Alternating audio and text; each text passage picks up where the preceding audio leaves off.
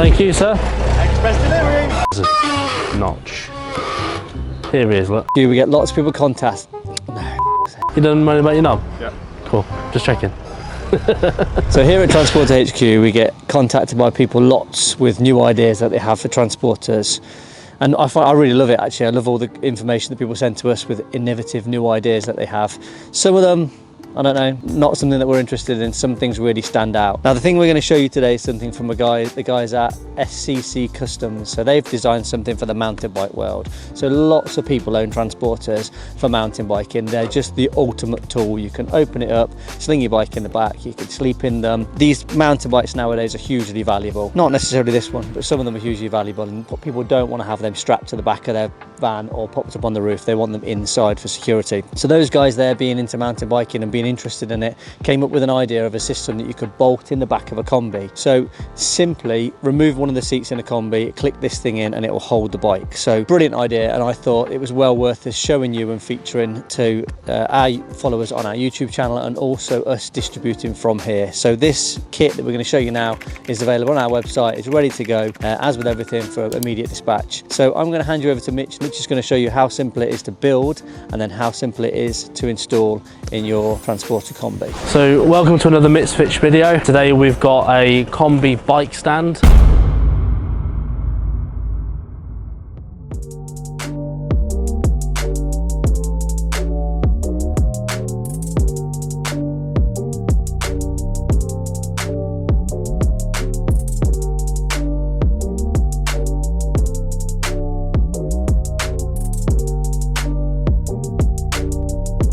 So you take out your Kombi seat on your left hand side as the single version, or if you've got the three individual singles, you could do either the outer two. This will fit in, it will clip into those points. So I'm going to start by scanning the QR code that comes with the instructions. This will bring up on my phone all the steps on how to, and then we'll start opening everything up and get assembling. So I've brought the instructions up on my phone. We're going to go through step by step and get assembling. So I'm going to grab out the items. You see you've got two catches, got a lovely sticker, got a blank, I'm assuming. You get the tool, which is a Allen key with a ball end, and then you get a quick release and some screws. So I've put some carpet down just to protect the finish of the product, just against the pallets we're using as a table. And it also states in the instructions, don't use your impact, because you may damage the internal threads on some of the items. So either use a drill with torque settings, or if you've got a ratchet screwdriver that allows a bit driver in it, then this will be what we'll use. Put that.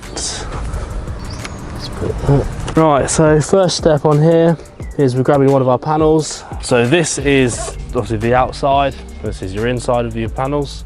So they've nicely packaged them to keep everything safe and not damage the outer visual part. So I'm grabbing our THQ logoed panel first, and that's going to go in here. So these have got a fixing already built into them that is a sort of a self-tapping style screw, and the reason for the ball end is because we're going to go in at the angle, and then we'll be doing them up via this method here. So I'm going to go ahead and line up my first two holes. The THQ logo wants to be facing outwards. So don't go too tight, otherwise you will strip the thread in the wood that we've just created. So take your time and do them both up. I didn't go too tight initially, so I'm just going to nip that up. I'm happy with that. And then I'm just going to double check the first one. Yep, that's good. So we're happy with that. So the next item I need to grab, looking at this, is the other V shape here. So we've got our V, and that one's going to go in this place here. So again, I'm pointing it outwards. You know, there's no point doing it with the nice parts facing down to the floor. So we want it to be this way here. So same principle, same part. I've not gone too tight on that one. And just double check that. Yep, all good. So that's step one done. So I'll move up. So the next step we're showing is we grab, so I want it to be with our hex pattern facing upwards. So this is obviously the base here. So I want to face upwards. So the idea is your wheel is going to sit within this section here. So same principle with the same style screw. Locate it on a couple of threads. Next step is we're grabbing what looks like our panel with a slider built into it, and that's going to go up here. So I've grabbed our next item. As you can see, we've got a slight notch here that wants to face this way. So make sure you get that in the right orientation. You don't want to be mounting it that way. We wanted it this way here, so it faces inwards.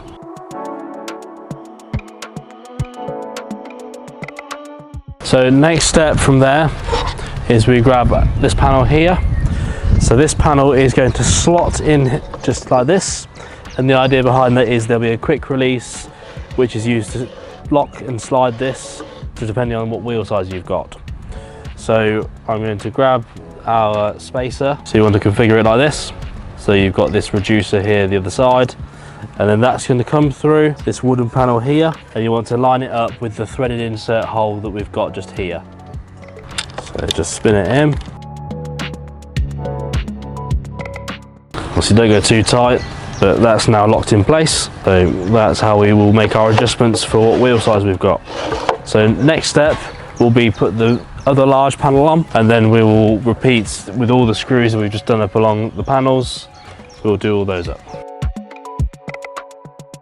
So one thing to point out, this notch that we've got on this panel here is part of the build-up process.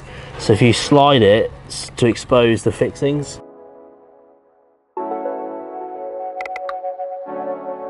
what I'm going to do is do that end one there up, and I'm going to do the other end one up, just so get it all lined up nicely.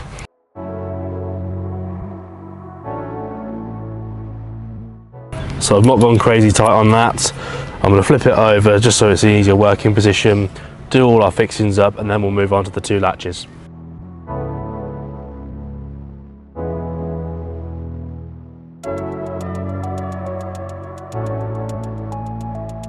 I think we need to have a word with Snap-on about this magnet. It doesn't seem to be very strong. No, he's only over there right now, look.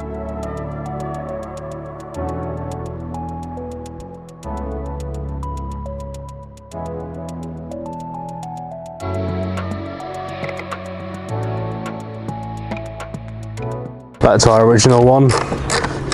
Just do its final torque. There we go. Next to the latches, so we've got 4 countersink screws supplied. Grab them out. So your screws are going to go into here, and you got your latch mechanisms here. So looking at this, looks like I want this one. So we're going to come in from the back. There are some locators, so that has now located nicely, and I will put these 2 in. Again, don't do one up too tight straight away. At least get them both in. A couple of threads on each.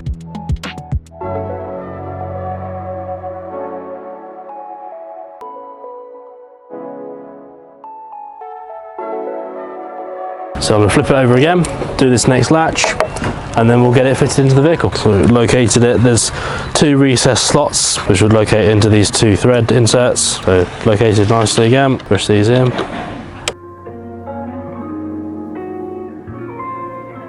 So that's our unit now assembled. So I'm going to go ahead, take the rear seat out of the van. You can use, like I say, the 2 outer ones depending on where you want to put it. We're going to use the one by the sliding door just so we can show you how it all fits. So I'll go take that seat out now, and then we'll get this item fitted.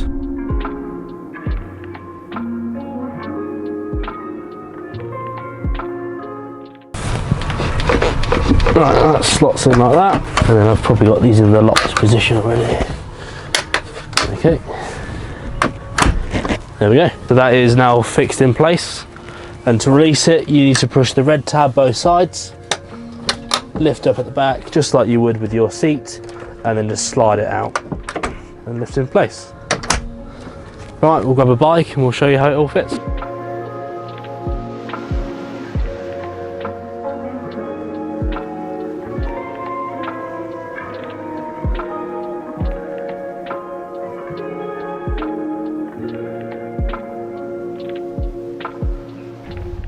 So that's that all installed.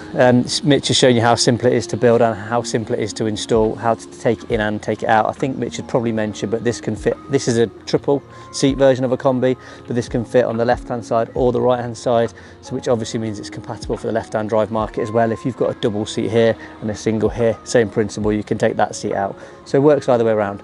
Great bit of kit. I'm really glad these guys approached us about doing it. I know the mountain bike market are going to love this. So these are in stock, these are ready to ship. Same with everything, with you in a couple of days. There's some other exciting products coming from the guys at SCC, which I'm sure will feature in the future. They've actually got a double version of this coming very soon, so we'll get that added to their website. So these are available on our website now. The other thing you'll see I'm sitting on right here is the fold out threshold protection covers. These are available in an extra long version. Super good for your mountain bikers, get them in and out without scratching your bumper, and these just fold up and then tuck away nice and neatly over there. So teamed up with this, it's a great combination. Hope you've enjoyed the video. Hit that like button, it means a lot. Please share this video with anybody you know that has a Transporter and is into mountain biking. This may really suit their requirements and what they want to use their Transporter for. And as always, thanks for watching.